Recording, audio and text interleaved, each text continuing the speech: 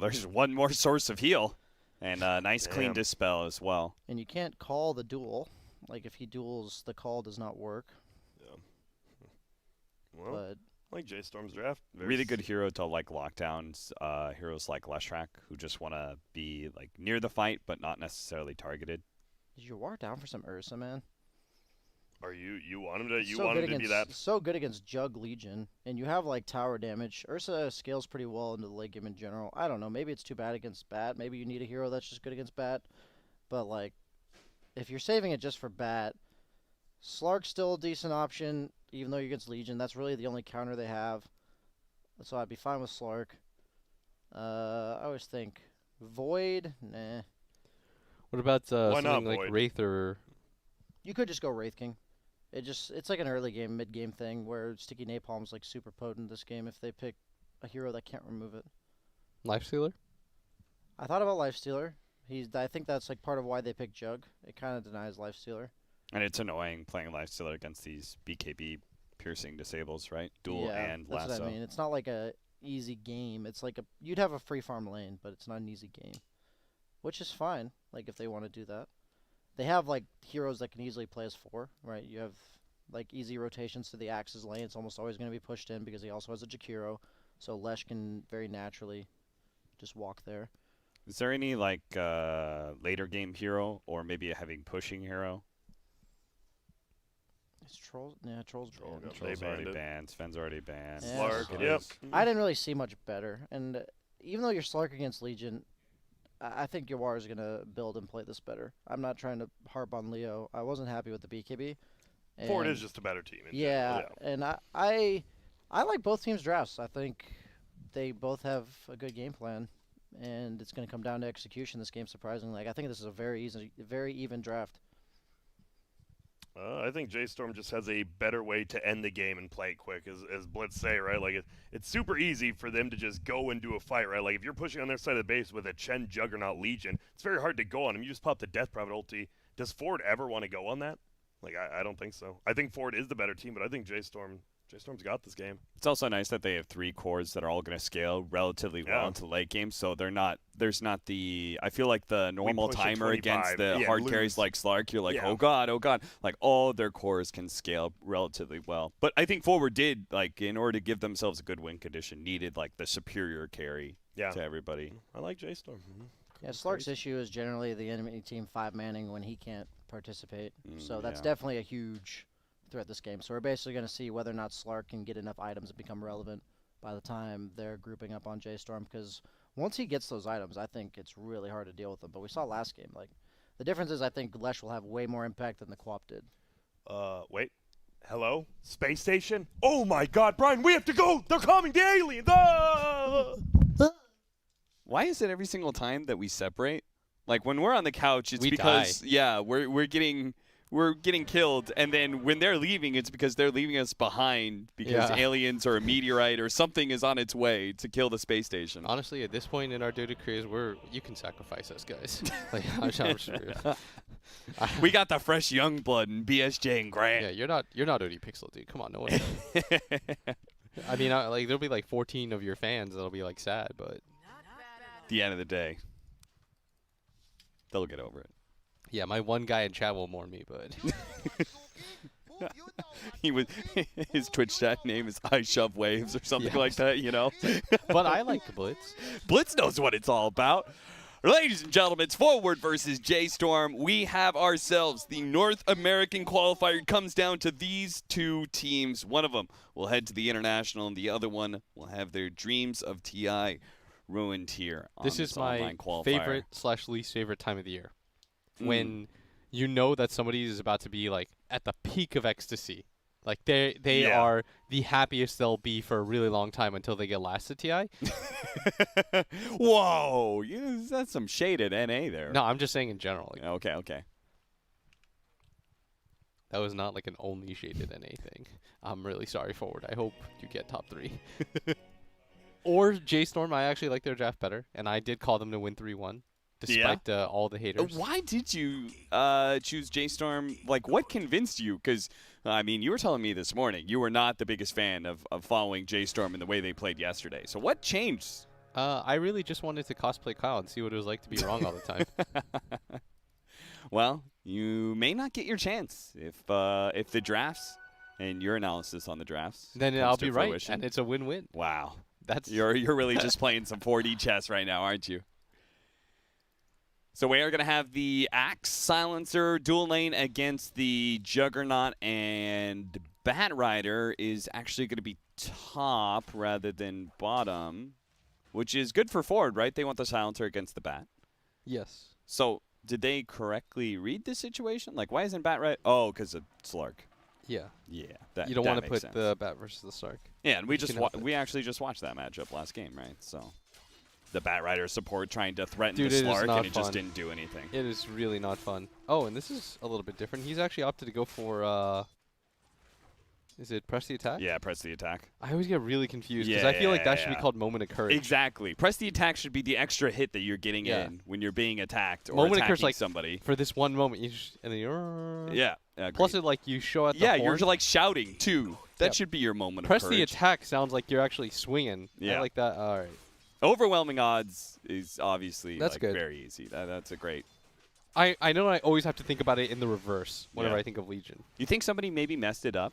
You know, like somebody mislabeled it When somebody Valve when was they're like, writing the names. And then once it's stuck, you know, you're not doing anything else. Pylai gets a little bit low at the top lane. One last swing, but it's not enough. 10 HP is what Pylai had. And now the double dots on Resolution. Going to cause him a few issues as he tries to retreat. Our mid lane matchup is, of course, that Leshrac versus Nine's Death Prophet. Two different mid pub stars that are going to have an opportunity to match up against each other to see which one goes to TI. Of course, CCNC probably can't call him a pub star anymore. he got top 8 at TI, man. Yeah. You lose that status. Yeah. 2 years ago, he was the pub star. Now it's 9. He's the Hot fresh shot talent. up and coming. Yeah. Oh, if this was CCNC on the other side, he'd be mad. Oh, the double damage rune? Yeah. It's just free CS for 30 seconds. Say, okay, that's fair. Quinn and his, like, you could tell he just wants the purity of a 1v1, you know? When RNG elements get added into it, like runes, he just gets angry. It's a good reason to leave games. It's a good reason to feed down mid. You know, Well played. 4-minute regen rune. You win. I played a game with Quinn, like, I want to say 4 months ago, and he just left, and he's like, I'll get this one back for you later. I was like, what the hell do you mean later? I'm going to add you to my void list, and I'm your friend. Like, what? He's like, tell me I owe you a win. I was like, you think this is how this works? Like, Also, I'm not sure if it's that easy. Especially in NA, just to be like, hey, you owe me a win. We're like, what, is Quinn all of a sudden trying hard? dude, I doubled down on that game, too. Suiyo was you, too. He was me, like, 4 as far as I'm concerned before we're Oh, even. that's true. That's true. You saw CCNC in your team, and you're like, all right, this Hell is yeah. time I was to like, double Quinn down. likes me. Like, oh. You are taking a lot of damage from these mud golems. I always wonder, like, why are mud golems throwing solid rock? They reach into their selves, Uh-huh. and they just, like, pull it out. Mm. These, like, stone deposits. Okay. I don't know what the hell you want from me, dude. I don't understand lore stuff. It's their iron resolve. Oh, no, he missed it. He didn't hit him with that, right? No, he didn't hit Yawar with that. No. Did he go for CS with that? I don't know. Is that what he's going for? Oh, Yawar's Maybe he getting saw like real a low. He's regen going to get creep. stone chucked right yeah, now. He's dead. getting real low, and that's just one more shot from 1437 to secure the first blood. You never think about the damage on that. Yeah. Like that, once you get chucked by the second rock, you're like, wait a sec. That Yeah. actually just does full. 125 damage. That's a nuke, man. Yeah, 375 when you've got one golem, then breaks into 2. I remember all the enchantresses trying to do the sick plays where they take a golem and then run to gank mid. As it runs out and dies. Yeah, as it runs out and dies, throw one, then staking, trying to do the best he can to min-max this lane, trying to interrupt the pull, get some of those neutrals, but he's always got to be a little bit scared of the spin. Fear. This is actually so annoying. That arcane curse, man. It's so hard to play that Bat Rider. And Piladai is just challenging him the entire time. Now, Fear's going to pop his healing salve as Piladai has the sticky napalm on him. They really both going for the bounty runes right now.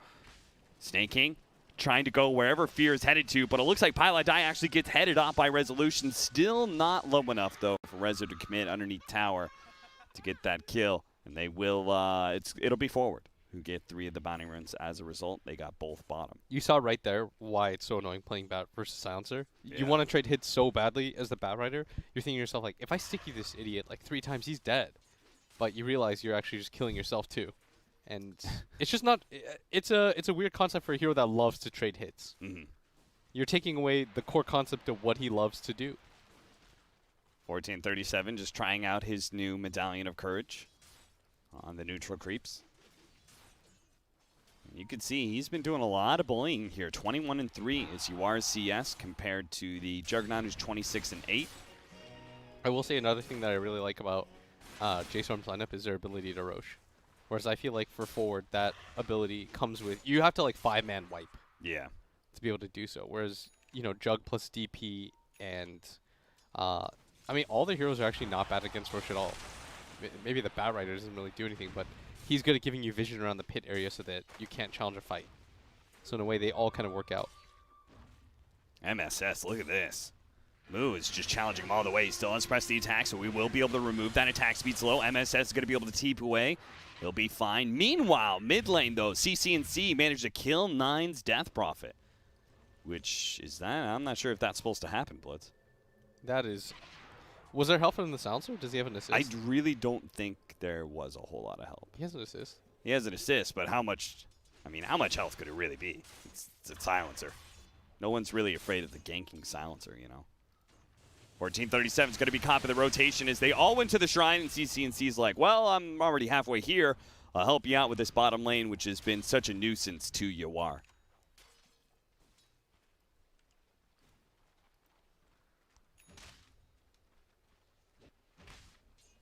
Resolution. Just pulling over to this hard camp, not sure. Trying to take away some of the CS. Does manage to get the big creep, but no damage on Snake King, especially with the phase boots build. Big fan of all these offlaners that can now go phase boots. Feels real good against heroes like Lifestealer and Jug. Smoke up, 1437 did get some aggressive vision down. I'm glad they changed it back. Remember that like 2-week period where it was like reversed? Yeah, that was weird. Managed to get the call on 1437. Not, he just grabs the Purge creep. Nice Purge. Helps himself out, purges out away the battle hunger, slowing down Snake King really as well. But they should know about this ward, or they should know something, right? Because 1437 made the long trek over here undetected.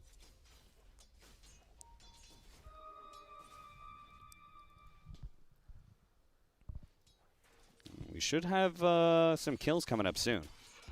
As Moo picking up his level 6 soon. It's obviously going to be a tremendous amount of pressure on Yawar. You can see he keeps on being chased away. This is probably the most like mid-game timing heavy lineup I've seen Forward run. Snake King not getting a whole lot of spins. Couple will come out. If you got like 2 more, that was probably a kill. Yeah.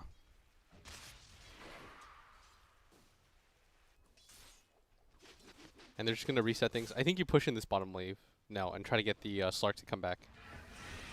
Either that or you start to take the tower, and that's exactly what they're going to do. Yawar obviously jungling here, and CCNC is actually going to be the one to make the rotation down. He's got levels of Edict. This should be... Moo is super tanky, but CCNC has so much damage and plenty of mana to work with. That's so free. He will be able to run him down again, just like he did earlier. Just, you know, Yawar is probably telling him, like, guys, I'm having a rough lane. CCNC quickly obliges. I mean, after all, he got the kill on 9 in mid lane, so I feel like whenever you kill the opposing mid, there's like extra space for you to move around. You know what it is? It's especially if you get solo killed. You have this idea, mid players especially subscribe to this, I think, it's you want to get that back. And then you notice that the enemy mid has not only killed you, but he's making kills happen around the map. It feels like you're always one step behind in the back of your mind. You're thinking to yourself, like, he's gotten a kill on me. Now he's got another kill, and you think it all stems from your one death. Yeah. That enables it all. You're like, if I had killed him, I would have been able to make exactly. this. I could be bottom lane right now with Exorcism. Because now you're gonna be the person to make this like counter rotation. Yeah. But it doesn't feel as clean as Pylai dies. Just maybe gonna die. Oh, Snaking tried to rescue him. Unfortunately, not gonna be there in time. He's gonna go for the 10-minute bounty runes. Picks that one up, steals it away from Resolution. Rezo keeps on swinging at him, but Snaking threatening him with the extra neutrals, saying, you know, you might be able to fight me 1v1, but the more people that are fighting Axe, the worse it becomes. So you saw the DP come down, and now CCNC just continues to make plays around the map. He's going to go and do stuff while his support saps the EXP mid. And they've got one of the best supports to like leave the mid lane open, right? Yeah, the Jakiro's just going to spam the weight back. And so 9 pops it with the catapult, but he doesn't have glyph or anything, so he's actually just got to back out. He's going to take some hits from the tower potentially here. He's trying to keep the catapult alive. They pop the glyph because of the top tower being taken. Rezo even makes his way here. And this is all 3 cores. The big advantage of having a Chen is this quick rotations. They just took the bottom lane. Chen brings in Moon now, who quickly cleanses up 9. Taking away some of those dots that were on him. The catapult's still alive. That's the big part here, and they're going to have to deny this tower. Still dishing out the damage. They're going to try for the deny here. Everybody throws their shot at it. It's MSS who walks away with the last hit and the deny. But CCNC still has the level advantage over 9. Like, he's done a good job so far in this game of always sticking a little bit ahead. Now, it's got to be pretty devastating, though, for Forward to lose back-to-back towers like that. Oh, they completely lost bottom and mid. For Forward, I think the bottom tower is not as big of a deal. It was the speed of the mid rotation. So if you're trying to defend the mid tower, what you need to do is get there faster. Like, speed is of the essence. If you're prepared to take the fight. He's got to throw out the global silence there, protecting himself and helping CCNC collect this kill on 1437. They do have to beware, though, of these magic resistance creeps. This is going to be a problem for Leshrac eventually. Yeah, we saw JSTORM actually lose because of it before. But yeah, if you want to defend the mid tower, it's one of those things where participation is all that matters. If you're there first and you're the team that gets there first, oftentimes the enemy team just has to concede, otherwise you're throwing away lives on top of that. So it's about the timing of that. Once CCNC shows top, somebody's got to take his place mid, and it can't just be MSS at that point. Especially when 9 pops his ulti, they've got glyph up and the catapult. Yeah. Like, these conditions make it a little bit awkward. And now 9 has done a good job of recovering his game as a result of his 2 cores coming over and helping him take that tower. And you could say that for pretty much every single tower defense, right? Except for high ground, it's like you have to be set up before the enemy is there oftentimes, otherwise you're going to be in trouble, and that's a big advantage that Chen brings you, right? It's the speed at which you can bring everybody in to assault an objective. Yeah. 1 second Chen's there, all of a sudden Legion is, and your chances of being able to defend that tower go down to 0. Yeah. So you've just got to get better at reading the game, right? If you're Forward, you have to be really ahead of the curve. That's why it matters so much with how you use your TPs. I think it was BSJ. I watched a stream once, and he was saying that one of the worst things you can do is just like wantonly TP to wherever you feel like because you see farm. Yeah. But it matters so much because once you see the push coming and developing, you need to think ahead, like a little bit ahead, and that's how you get better at Dota, is like starting to think beyond just your own individual game and how your lane works. It's how does the rest of the game work? Where do I need to be? As a carry player, where is it least likely that I'll die while I can still apply pressure?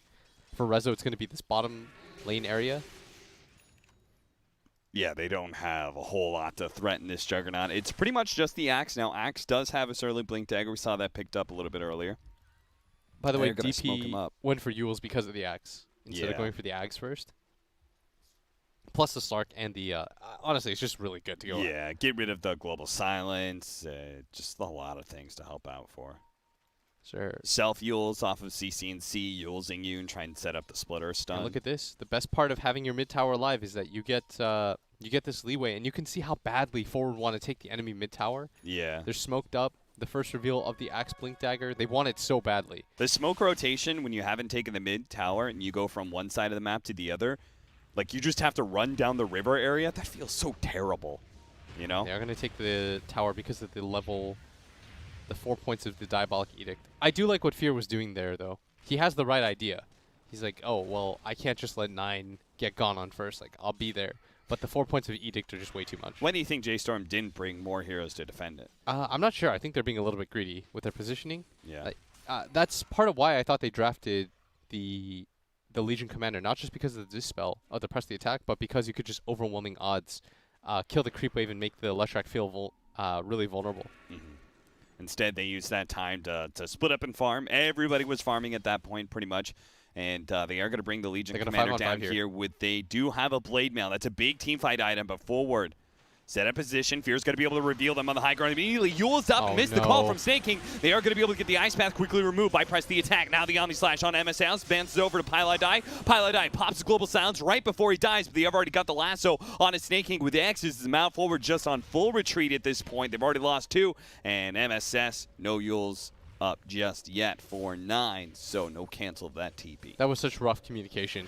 Yeah. And I think even if they're 5 there, they're not going to win that fight. Their vision is just not that great. On top of the fact that their Slark was still 30 seconds from having a TP up. Like, it's still on cooldown right now if you click him. So if he wasn't ready to fight in that position and he can't easily make it to the shrine, then you shouldn't really be looking for an engagement anyways. What I'd like from JSTORM here is for everyone to commit to this tower and hit it. Last time we saw this same thing happen, they backed up, and this is a good sign that they're learning from their previous games. Even if you don't have DP Exo, just hit the tower, take it down as fast as you can, get it out of the way.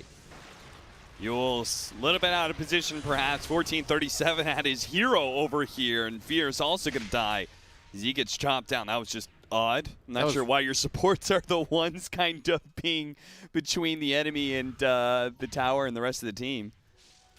14:37 was the one in space. Like, I don't know where he was supposed to be relative to the rest of his team, but we need to beam him back down to Earth, then. Unhit the button. But the overall move is cool. It shows it's like it's like I've read a book, and this is like the 3rd book in the series, and you can see the characters evolve. This is JSTORM. They lost the game because they didn't 5-man hit that bottom tier 2 last time. Yeah. When they played against Beast Coast. This is what it means to like watch a replay and say like, oh, these are the little things that we didn't do correctly. And it's cool to see improvement like that. Like, you're proud of teams when they do stuff like that. If they made the same mistake again and it was only Rezo and they're all farming jungle and it takes them like 3 minutes to take that tower, that's when you learn like, oh, there are bigger problems with this team than I thought. Yeah. Bit of a arc of redemption for JSTORM in that one little play. Still cost them their 2 supports, but perhaps they can strike back here. But Fear's just fearlessly running in and dying. That was, okay, that's twice now where Fear's just been way too far forward. And they've got the perfect, they've got a double ward here, in fact, just for this movement. Yeah, they place a fresh ward down here now to get some better vision of that bounty rune area. It's, I mean, you know, that's a, you know what that is? That's a Pylai play. But Fear's playing a 4 position. I don't think you can just wantonly throw your life away like that. Py's like, hi guys. And Py got his ulti off last time. At least. Not that it really did too much because they still got like team wipes, but the effort. Oh, mid, the stun. And the Ice Path. Catch the Death Prophet. 9 uses his Yules on CCNC. They know something's he's up. Got plenty of backup. Yeah, and there's actually pretty tanky 9-point booster, double null talismans. He's even got a magic wand he could fit in there. I think that's the correct crawl. Just reset a little bit, and they're going to make their way towards bottom again. Checking back up on Yawar. Another rule of thumb, by the way, always smoke to your wards. Where you have vision is where you want to be. Yeah, I mean, look how much deep vision they have on the side of JSTORM. Just really quite beautiful. The first duel win for Moo. They know for a fact that nobody's down here. Yeah, but look at this. Really nice, deep wards being placed Always out. smoke to where you've got vision. Just They're going to go for the high ground. Oh, I like this. They've got an arcane rune, and we have already talked about how much synergy they have. We actually didn't mention the magic resistance at the start of the draft, but the healing ward that they have on top of the magic resistance, look at those like creeps. MSS just does nothing to 9. They're trying to. They don't have an easy way to snipe the healing ward either. And no. This is such a quick pace that they've set as forwards. They're going to go for it. Nope. Yeah, I don't think you can go for that. That's 3 magic res creeps plus a alpha wolf. That is a really ideal comp. It's looking nice. Exorcism is going to fade out here, but the team knows that it's still strong enough to take this shrine. Forward does not want to fight them just yet. This is very clearly a 4 protect wonder, or more like a 4 stall for one. Yeah.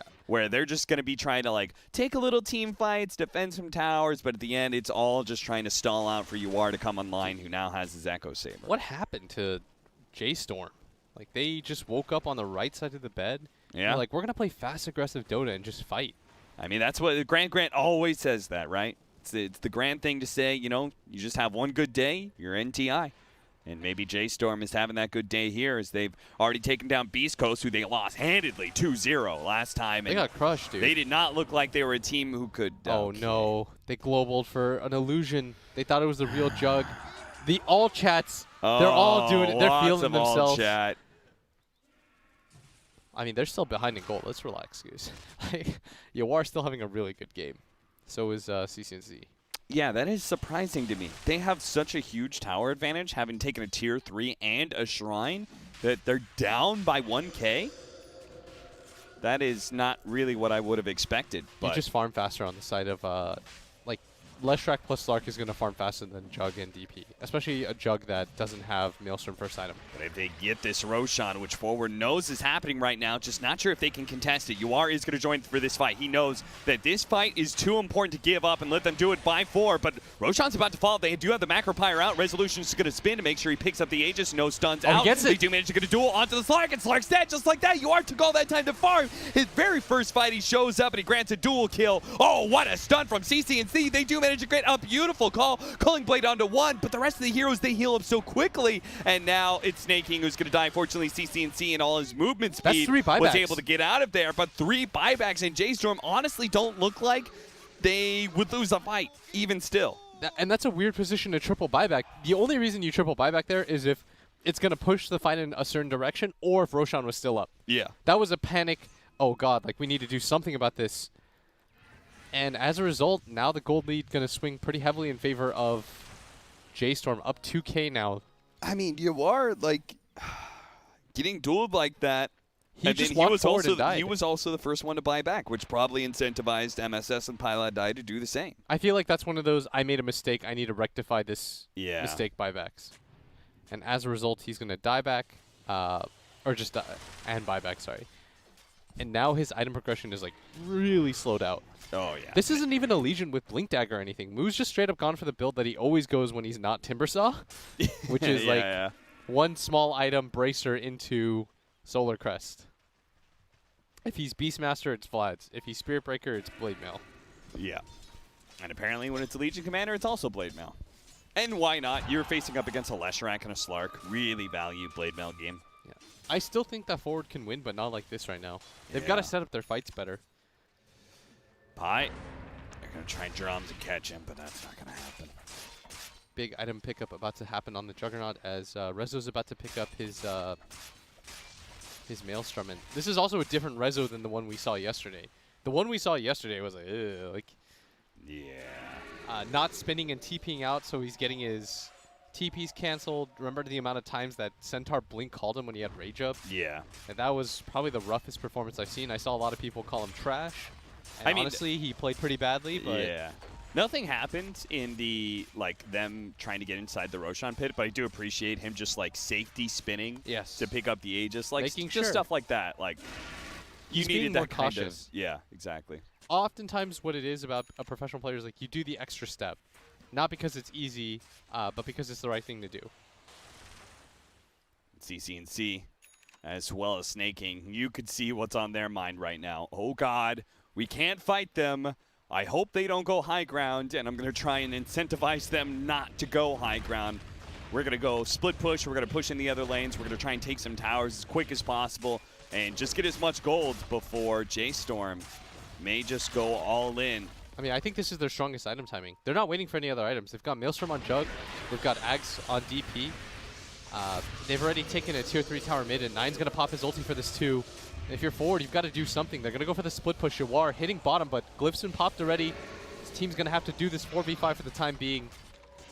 It's all up to this initiation from Snake King. CCNC is going to try and make some sort of plays, see if he can get the enemy team to group up somehow, but Resolution and 9, they're the only two together, and honestly, they look indestructible with that healing ward. It's almost down, though, in 3 seconds' time. Snaking tries to approach, immediately gets Yule Sceptered, and is going to have to take a step backwards. The Melee Barracks has fallen. The Tier 2 at bottom lane is already dead. The Tier 3, they have to be able to chase at this point. That's where Snaking makes the initiation, but CCNT in trouble. He uses himself, but the Omni Slash bounce over to Snaking, and now he's going to be caught by 9. Silence goes out from the Silencer, but it's a bit too late. They've already lost the fight. They do have some buybacks, but they need to still get back, as has brought that Tier 3 down to about half, but well worth the concessions as Forward have lost several heroes, lost the Tier 3 and a Melee Barracks. This is a pace to be setting. Like, they're reading the game really well now. They're like, we have all our items. It doesn't matter. Oftentimes you wait for the second Aegis to appear to make that kind of move. Yeah. But they've already claimed the majority of the Tier 2 towers, and they hit all their item timings. That's the big part. You're not waiting for a Maelstrom on Jug. He's got his DPS item. You saw how well it did there against the Axe. You've just picked up your Aghanim Scepter on 9. You've got your Solar Crest on Legion. This is the time, if any, to go. And I honestly don't know how Yawar, like, even as he picks up items, you have a Blink Dagger now on Batrider, and I would still kind of be down if Moo went back for a Blink Dagger. Maybe he's going to go BKB or something. I think actually the way you do it is you just continue to brute force them. Oh, okay. But I think that what makes a good Slark game is when you're able to just constantly hit and you don't have to be that worried about it. Yeah. In this game, there's so many different factors he's got to worry about. There's the silence from the DP. He has no way to dispel that. As far as I know, nope. Unless he hits the Dark Pact timing at the right time. There's the duel, which nothing but your ulti really stops. Yep. It's hard for him to just get in the front line and do whatever he feels like.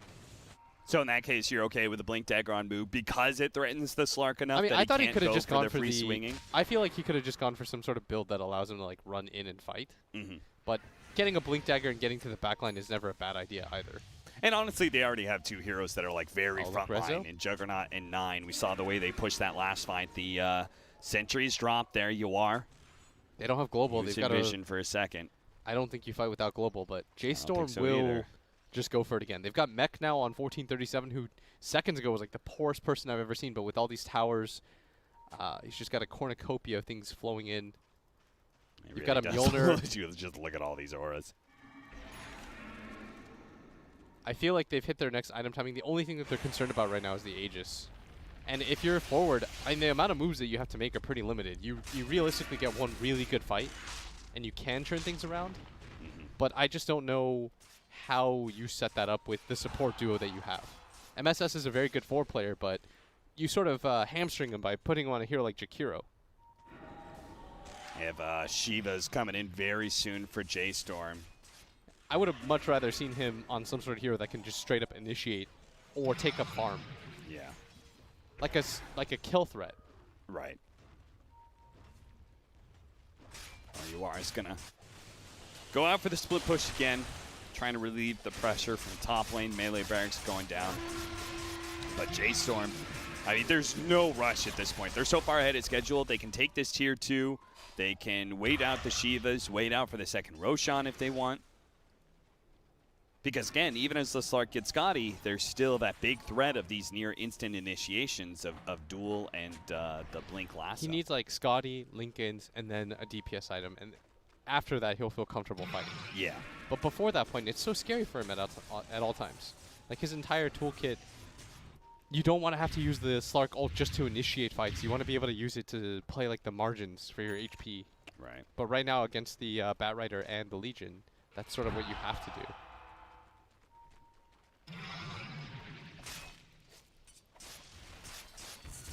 Resolution building up for the Scotty.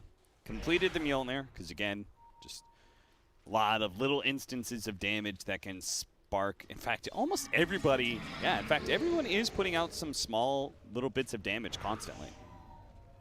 So that can be a lot of lightning procs in this game.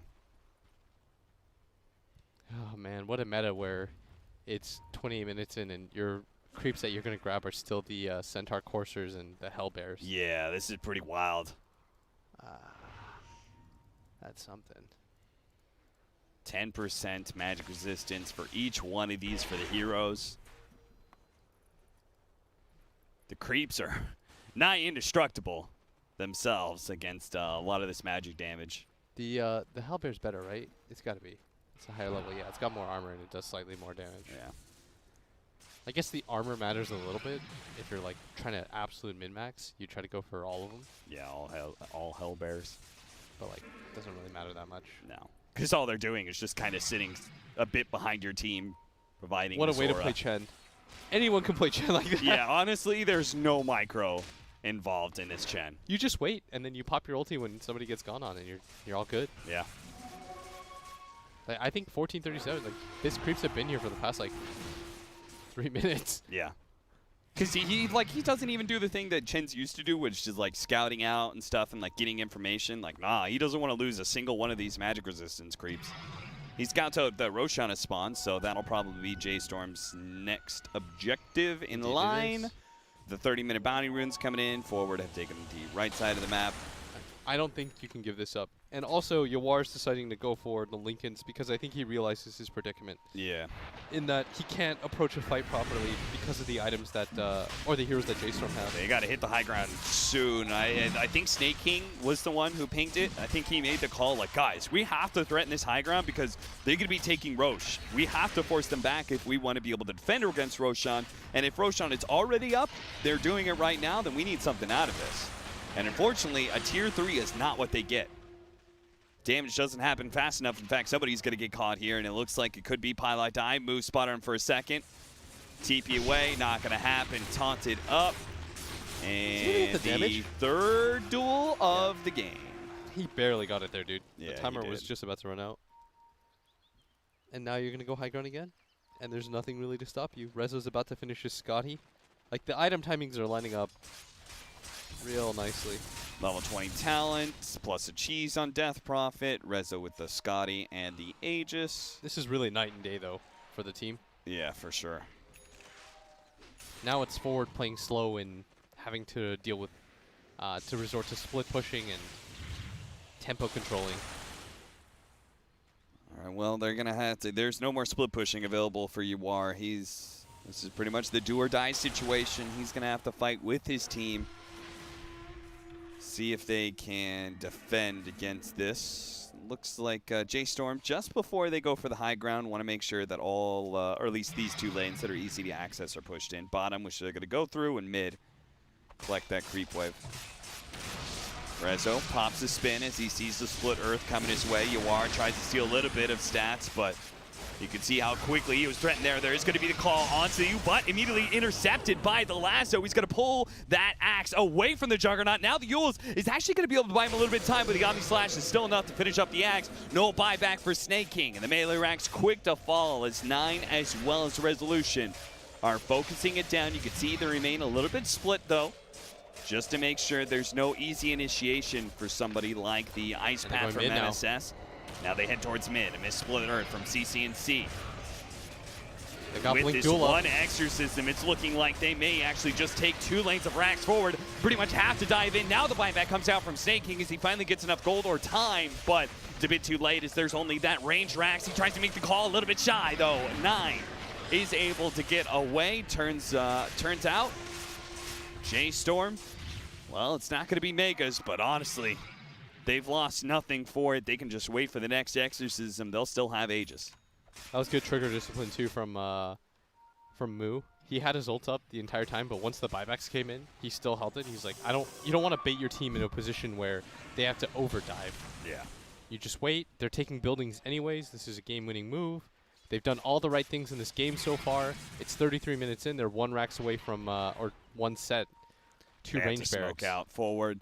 They know they just can't wait for JSTORM to go for another high ground push. So they have to try and fight them multiple times in a row. They do manage to get the call onto 2. That's beautiful. The Ice Path to follow up on Legion Commander. Yawar tries to lay out the damage on the move, but honestly, he's so tanky, they just don't have a whole lot of damage. Now Snake King's going to die to a duel. Yawar just gets surrounded. CCNC has already gone down. Yawar goes down as well, and that's just it.